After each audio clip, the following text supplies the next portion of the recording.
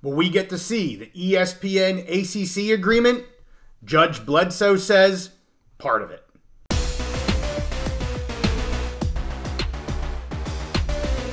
The ACC lawsuits are always in the news, so we're back on the big mountain to take a deeper dive yet again. How you doing? I am JY. This is my good friend Steve. It's great to have you here on the mountain. We just did a deeper dive on the motion to dismiss and stay.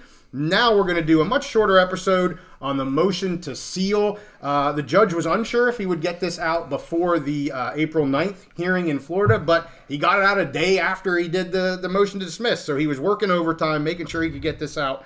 On Friday, April 5th, Judge Bledsoe, again in the Superior Court of North Carolina in Mecklenburg County, gave his order and opinion on the motion to seal that was brought by the ACC and ESPN. He granted in part and denied in part these motions. The legal standard here in the state of North Carolina is that documents filed in the courts are open to public inspection except as prohibited by law. However, a trial court can shield portions of court proceedings and records under proper circumstances. That determination is at the discretion of the court. Any person that seeks to have a document sealed bears the burden of establishing the need to seal that document. So the burden here was on ACC and ESPN. They were the ones bringing the motion to seal. First, the court declined to consider the parties' arguments concerning the Florida and North Carolina public records laws application to documents filed in this case in determining if the business risks were greater than the risks of sealing in this, the risk to the public in sealing this document. He then goes on to state that a reason a court would seal a document is not because of a confidentiality clause in an agreement, but rather that disclosure would cause serious harm to the parties or third parties.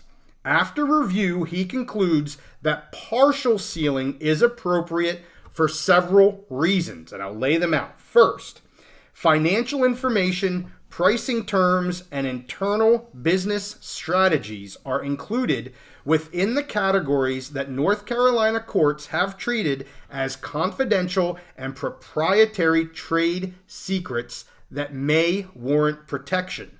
Second, the terms of the agreements, which serve as the basis for the ACC's lawsuits against FSU, are trade secrets.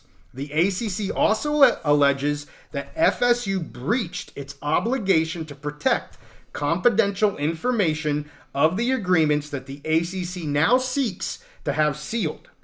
The court concludes that the alleged breach of this obligation by FSU in the Florida action should not control whether sealing is appropriate in this litigation, and the court declines to determine the merits of this cause of action. Third, numerous other courts have concluded that these types of agreements constitute trade secrets that warrant sealing, and this court finds this to be persuasive.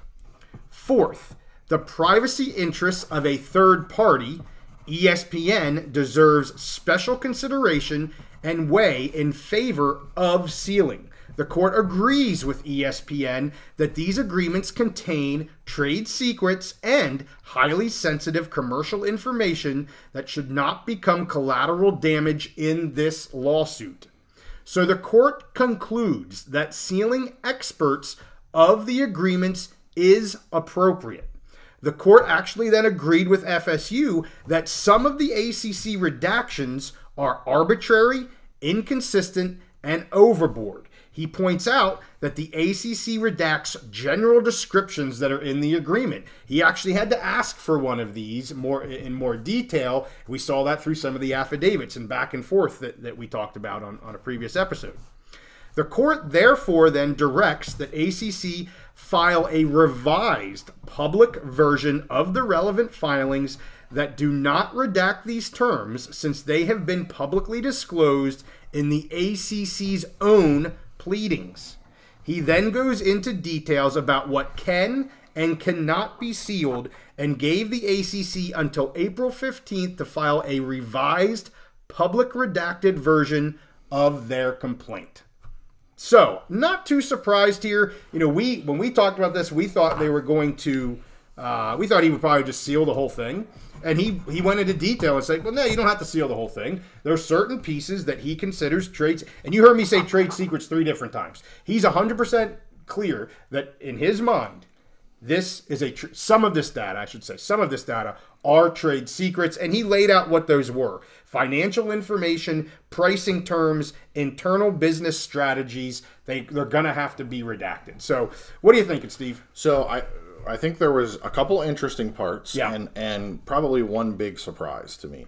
So first of all, what I found was really interesting is right out of the bat, he says, I don't care what your confidentiality agreements are. Right. That's not going to shield you from anything. Yes. So I thought that was interesting. Right out of the bat, just knock that out of the way. Yep. Doesn't matter if you have some confidentiality agreement in your contract or one party is signed with the other. You know, I'm going to look at the documents that I need to look at to make a decision, and if they're not going to cause harm to the party, they're going to be put out there. So that was the next part. Is basically he said, you know, those parts, those excerpts from the contracts, from the agreements that could cause some kind of financial harm to one party, like the parts that you mentioned, we'll take those out. We'll redact those. You need to redact those.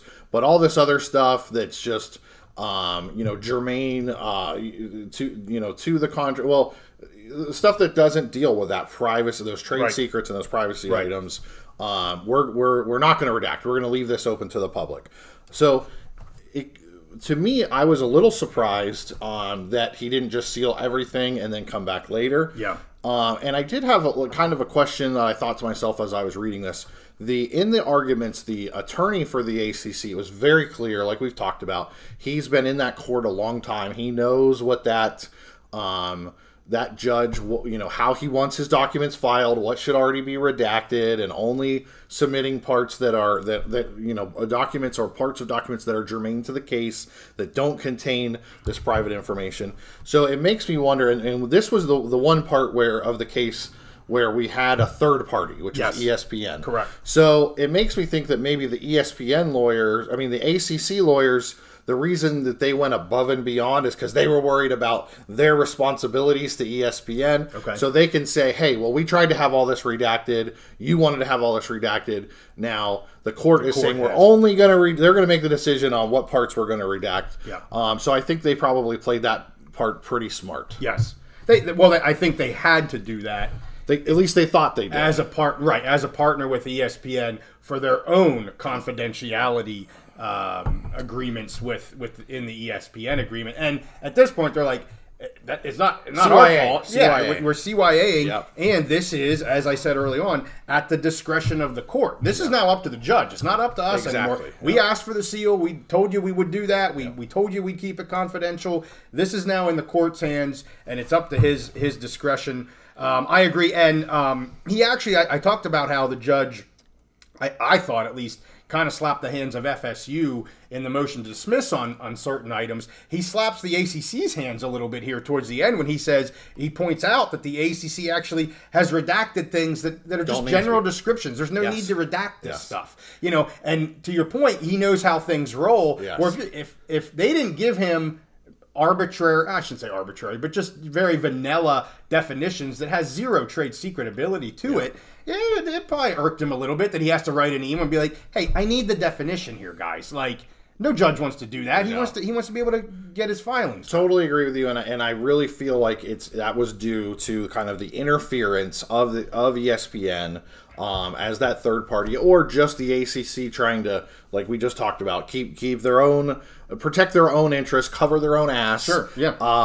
So it was a little surprising to me the way he pushed back with what we saw. We knew the ACC lawyers were familiar with this court. They've argued and operated in this court before, so I was a little surprised. And quite frankly, I was surprised that the judge didn't just seal all of this, and then later on hear arguments about certain parts of it and whether it need to be protected. Yes. But I think the judge. I think you have to respect this decision where he says, some of this part, it's just ridiculous that you're trying to redact it. But so stop redacting that part. But at the same time, we are going to protect these trade secrets for now. So I think it was kind of a good middle of the path decision that kind of protects both interests. I think all three parties. I think he almost made a 2 or 3 step process a 1-step process. Right. Okay. I could have sealed the whole thing now, but Lord knows when we get to discovery, the whole thing's not going to remain sealed. I'm going to protect part of it. I'm not. So just forget all of that. We know we're moving forward because I didn't dismiss the daggone case. Right. This is moving forward. This is what I'm going to want out of this agreement, which is one of the 2 big ones, and the grant of rights is already out there, so there's nothing there to redact.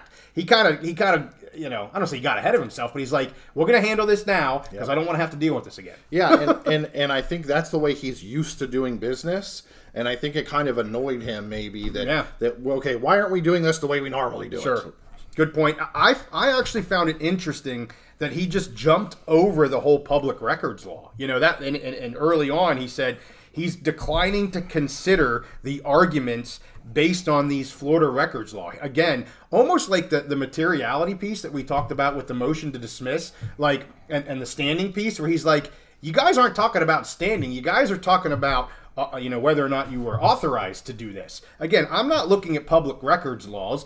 I'm looking at what is protected in a court of law, and his definition of that, again, at the discretion of the court, is a trade secret. And that's so he just is like, okay, I hear your public records laws. That is not what I'm using in my judgment at all. I'm using what I would use, as you said before, in a business court. Yes. And that is trade secrets and things like that. So he kind of pushed it to the side. And I think this highlights another difference we've talked about of how this is operating in this particular business court in North Carolina versus how it could operate in the state of North Carolina, or state of Florida.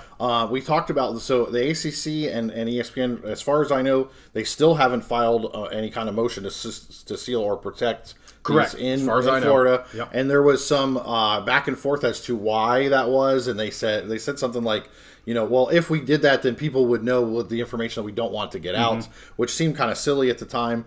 But it makes me wonder if both the attorneys for all sides understand there's probably a difference in how they're going to rule in North Carolina versus how they're going to rule in the state of Florida. North Carolina, especially in this court, they seem to be we're going to keep everything cut and dry, keep it simple. This is a business court.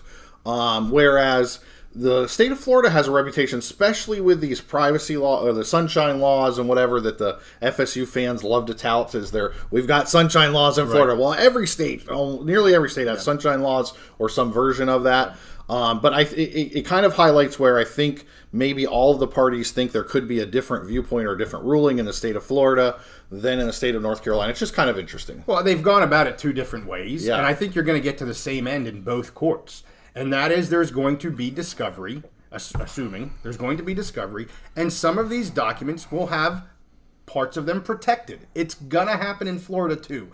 I hear what everybody says. Some of this is going to be protected in Florida. It will be. So what we saw in North Carolina is they tried this motion to seal first, high level, then we get to the whole protective stuff when we get to the discovery. Well, down in Florida, they didn't do this, but now they're into discovery, to which the ACC objected to discovery, partially because there was no protected pieces. So it's just, they're going to get to the same end. Now, will the protections be exactly the same? The redactions be exactly the same? I don't know that. But they're going to get to the same end, where this document is going to be maybe, I don't know, 70, 80% open to the public and 30% completely redacted, or whatever it's going to be. You're going to get to the same end. They're just going through 2 different avenues to get there. Yeah. That's my opinion. Well, and I'm going to say it may end up that way, but I'm not as certain as you. I'm very interested to see how this goes in Florida, and if they even continue in Florida, or they go ahead and possibly stay the case in Florida, stay discovery while this goes on in North Carolina. But I am very interested. I think there could be a big difference